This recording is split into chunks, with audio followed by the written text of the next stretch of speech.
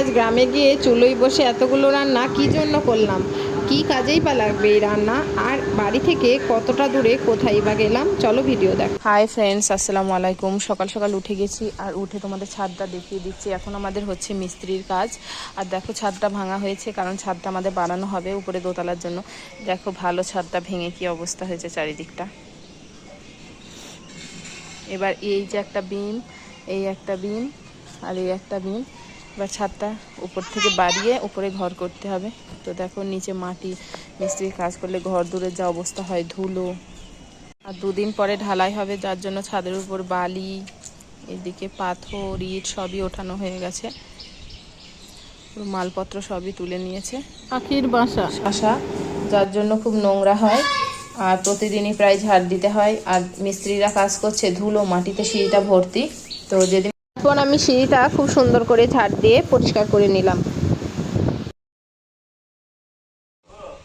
বর গিয়েছিল বাজারে, দেখো বাড়িতে চলে এসছে। কি কি বাজার এনেছে জানি না।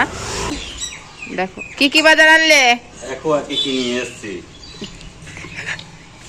কি এনেছে চলো। সেই পুঁই শাক বাজার থেকে এসে গেছে। দেখো কি কি এনেছে দেখছি। পুঁই শাক, শসা, আর রসুন, টমেটো, আর ওটা কি, কাঁঠালি কলা। কাঁঠালি কলা,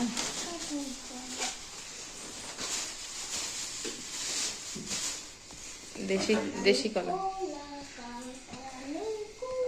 তারপর ব্রেকফাস্টের জন্য আটা মাখিয়ে রেখেছিলাম, আর বাচ্চাদের জন্য বানিয়ে নিলাম পরোটা, আর আমাদের জন্য বানাবো রুটি। তো একটু মাটনের তরকারি ছিল, ওইটা দিয়েই সেরে দেবো ব্রেকফাস্ট, কারণ আজ গ্রামে যাওয়ার আছে, একটু দরকারি কাজ আছে। কী দরকারি কাজ আমি পরে বলছি। তো দেখো আমি পরোটাটা এদিক ওদিক করে সেঁকে নিচ্ছি, আর মাংসটাও একটু ভালো করে গরম করে নিলাম। এবারে গরম গরম খেয়ে নেব। তো এদিকে হয়ে গেছে পরোটা, আমি রুটিগুলো এক এক করে ফুলিয়ে নিচ্ছিলাম সেকার পর। আর আজকের ওয়েদার খুব একটা ভালো ছিল না, মানে বৃষ্টি তো ছিলই না, খুব গরম পড়ছিল আর কি।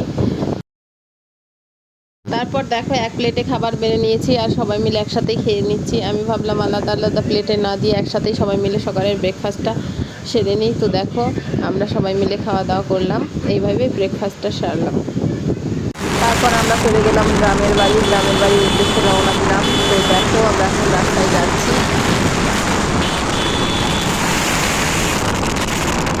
গ্রামের বাড়ি এসে আমি রান্না করতে বসে গেছি, আর আজ রান্না হবে অনেক কিছু, অনেক বেশি কিছুই রান্না হবে। আর কী জন্য রান্না করছি সেটা তোমাদের পরে বলছি। তো দেখো এই আমি নাড়াড়াড়ি শুরু করে দিচ্ছি রান্না বান্না, আর পটলটা ভাজা হচ্ছে, আর এদিকে পেঁয়াজ কাটা হয়ে গেছে, টমেটো কাটা হয়ে গেছে, আর আমি উনুনে জাল দিচ্ছি, আবার রান্নাও করছি।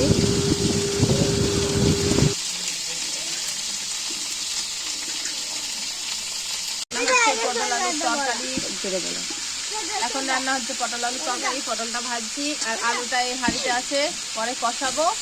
তো আলুটা এখনো রান্না হয়নি। একসাথে পটল আলুর একটা মালিশ করবো, মালিশ। এই দেখো এই হচ্ছে জ্বালানি, এটা কি তিলের জ্বালানি। এদিকে পটল আলুর তরকারি রেডি হয়ে গেছে, দেখো এক কড়াই হয়েছে, আর এটা আমি ঘরে উঠিয়ে এনে রেখে দিয়েছি উনানের পাড় থেকে। তো এবার অন্য রান্না হবে। তো চিকেন এদিকে রেডি হয়ে আছে, তো চিকেন কষা হবে। তো সমস্ত রান্না বান্না রেডি হয়ে গেছে। এবার আমরা ট্রলিতে করে নিয়ে যাচ্ছি আমার শ্বশুর বাড়ি। তো এখানে দেখলে ঘন করে কলাইয়ের ডাল, এখানে পটল আলুর তরকারি, এখানে রাখা আছে চিকেন কষা, আর এখানে এক গামলা ভাত, আর এখানে আছে দই মিষ্টি, সমস্ত কিছুই আছে। কারণ আজ কিছু বাচ্চাদের আমি খাওয়াবো, যার জন্য সমস্ত রান্নাবান্না করে শ্বশুরের ঘরে এসে বসে আছি। আর আমার শ্বশুরের ঘরটা মাটি, তোমরা দেখতেই পেলে। আর ছেলে তার মধ্যে করছে বদমাইশি, ফ্যান চলছে, আমার ভয় লাগছিল তুই হাত না কেটে যায়। তারপরে সব ঝামেলা ঝঞ্ঝাট মেটানোর পর আমরা বাড়ি কাজকর্ম সেরে বাড়ি ফিরে এসেছি। তারপর নবদ্বীপের উদ্দেশ্যে বেরিয়ে পড়বো। দেখো আমি রেডি হয়ে নিয়েছি, একটু কাজ আছে, কি কাজ সেটা তোমরা গেলেই বুঝতে পারবে। তো জানি না এতটা পথ যেতে কতটা সময় লাগবে, মিনিমাম 45 মিনিট তো লাগেই। তো এদিকে বড়বাবু গাড়িটারি মুছে নিচ্ছে, আমি বেরিয়ে পড়েছি। মেয়ে আর ওর পিসি বাড়ি থাকবে, তাই মেয়েকে নিয়ে যাচ্ছি না। আর কৃষ্ণনগরের ওখানে দিয়ে গিয়ে 4 জন গেলে কিন্তু পুলিশে ধরবে। যাই হোক, ছেলে আমি আর বড়ি যাচ্ছি। দেখো দুটো হেলমেট নিয়ে নিয়েছি হাতে, হেলমেট ছাড়া পুলিশে ধরবে, কথা শোনাবে বা ফাইনও কাটতে পারে। কথা শোনানোটা বড় কথা নয়, হেলমেট থাকলে সেফটি, কিন্তু আমার হেলমেটটা কিন্তু আমার হাতেই থাকে, আমি পরি না, আমার খুব দম বন্ধ হয়ে আসে। তো এবার আমরা যাচ্ছি এইদিকে কোন রাস্তাটা, এটা হচ্ছে যে কৃষ্ণনগর থেকে যে রাস্তাটা যায় নবদ্বীপের উদ্দেশ্যে, ওই রাস্তাটাই আছি আমরা। এখন যাচ্ছি নবদ্বীপ ঘাট দেখো। আর এদিকে রোড থেকে যে রাস্তাটা দেখো, এদিকে নতুন রেল লাইন চালু হয়েছে। তো এখন ট্রেন তো যাচ্ছে না, তাই তোমাদের দেখাতে পারলাম না। আর রাস্তাটা দেখো কতটা সুন্দর।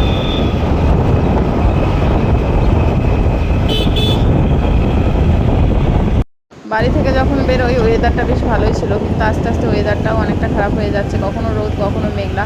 তো নবদ্বীপ গঙ্গা পার কি হতে পারবো এবার ভেবে দেখতে হবে আমাদের। তো চলো এবার তোমাদের দেখাবো আমঘাটা স্টেশনে, যেখানে ট্রেনটা দাঁড়ায় কৃষ্ণনগর থেকে এসে।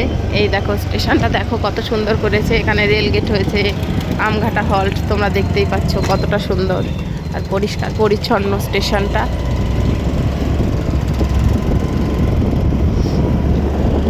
তারপরে হঠাৎ করেই বৃষ্টি নেমে গেল, তো কিছুক্ষণ বান্ধবীর বাড়িতে দাঁড়িয়ে গিয়েছিলাম। তো তারপরেই ও বলল যে আমার হাতে লাগানো বাগান তোকে দেখিয়ে আনি চল। তারপরেই উঠে গেলাম ছাদে। আর দেখো এখানে অফিস টাইম ফুল আছে, রজনীগন্ধা আছে, তারপর ওটা কি নয়নতারা আছে, কিছু ফুলিও বাদ দেয়নি, ছোটো ছোটো টবে অনেক কিছুই আছে। তো হলুদ হলুদ ফুলের নাম জানি না, অবশ্য ওকে জিজ্ঞাসা করতে হবে। তো অনেক কিছু ফুল দেখে আমার খুব ভালো লাগলো। আর কিছুটা গোলাপ নিচেও ছিল, যেটা তোমাদের দেখানো হয়নি। এদিকে কাগজ ফুল গাছ। আর সব থেকে বেশি ভালো আমার যেটাকে লেগেছে, মানে শোপিস টাইপের একটা ফুল হয় না, এটাকে টাঙিয়ে রাখতে হয়, এখন আপাতত এটা নিজেই রেখে দিয়েছে। তো এই ফুলের বাগানটা ভালো করে ঘুরে দেখলাম, তো আমার খুব ভালো লাগছিল। তো দেখো কতটা সুন্দর। আর ছাদে বৃষ্টির জন্য একটু জল জল জমে গিয়েছিল, দেখতেই পাচ্ছ তোমরা। আর আকাশটা এখন পুরোই কেটে গেছে খানিকটা বৃষ্টি হওয়ার পর। ওইদিকে আমার বর্মশাই দাঁড়িয়ে আছে। আর এই গাছটা আমার খুবই ফেভারিট একটা গাছ, মানে খাবারের হিসাবেও খুবই ফেভারিট। আমার বরের তো খুবই পছন্দ। এটা হচ্ছে গন্ধরাজ লেবুর গাছ। তো লেবুর চারাটা লাগিয়েছে, 4-5টা লেবুও ধরেছে। তারপরে আমার বান্ধবী আমায় বললো যে পপি ফুলের বাগানে এসেছিস, একটু ভিডিও বানা। তো আমি রিলস ভিডিওর জন্য এখানে দেখো পোস্ট দিচ্ছিলাম, যেহেতু রিলস ভিডিওর জন্য ভিডিওটা করেছিলাম, তো যে সেহেতু লম্বাই করা হয়ে গেছে। তারপরে একটা নয়নতারা ফুল ছিঁড়ে আমি কানে গুঁজে আবার ভিডিও বানাচ্ছিলাম। তো আমার তো এই টাইমটা বেশ ভালো কেটেছে। প্রায় 1 বছর পরে আমার বান্ধবীর সাথে দেখালো। তারপর বললাম না তোমাদের, বৃষ্টি হলে গঙ্গা পার হতে পারিনি, তো কাজ হয়নি, চলে এসেছি বাড়ি চলে আসিনি, এসেছি শ্যামপুর। তো শ্যামপুর থেকে একটা বিখ্যাত দোকানের মিষ্টি নিলাম। এই মিষ্টিটা আমার বর্মশাই খেতে খুবই ভালোবাসে, 6 টাকা পিস। তো 120 টাকা নিয়ে নিলাম। তো মিষ্টি প্যাকেট নিয়ে আমরা সামনের দিকে এগিয়ে যাচ্ছি, বরবাবু পেমেন্ট করে আসবে। তো দেখো রাস্তায় কীরকম জল জমে গেছে, আর ভ্যারাইটিস রকমের মিষ্টি ওই দোকানে থাকে। দোকানের মিষ্টিগুলো খুব টাটকা, আমরা নবদ্বীপ আসলে এই মিষ্টিগুলো নিয়ে যাই। তো দেখো স্কুটির কাছে চলে গেলাম, আর এত জল এত কাদা দেখে দেখে যেতে হচ্ছে আর কি। তারপরে এদিকে মানে বাড়ি যাওয়ার টাইম হয়ে যাচ্ছে, বর আর ছেলেও চলে আসলো। এবার আস্তে আস্তে আমরা বাড়ির উদ্দেশ্যে রওনা দেবো, কারণ আবার তখন বৃষ্টি নামবে, কিছু বোঝা যাচ্ছে না। আর শ্যামপুর বাজারে সবসময় সবজি টবজি বিক্রি হয়, দোকান বন্ধ বলে কোনো ব্যাপার নেই, যখনই যাবো আমরা তখনই বাজার হবে। আর এখানে বাস টাস যাচ্ছে।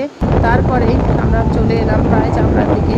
চাপড়ায় আসার আগে সীমানগর বলে একটা জায়গা আছে, ওখানে একটা বিএসএফ ক্যাম্প আছে, ওটাই তোমাদের দেখাচ্ছি। দেখো এদিকে চারিদিকটা পাঁচিল দিয়ে ঘেরা, আর ওইখানে কটা জওয়ান আড্ডা দিচ্ছে আর কি, ওরা ডিউটি দিচ্ছিল। এই একটা গেট, আর একটা গেট আছে ওইদিকে তোমাদের দেখাবো। দেখো খানিকটা গিয়ে আর একটা গেট, দুটো মেন গেট আছে এই সাইডে।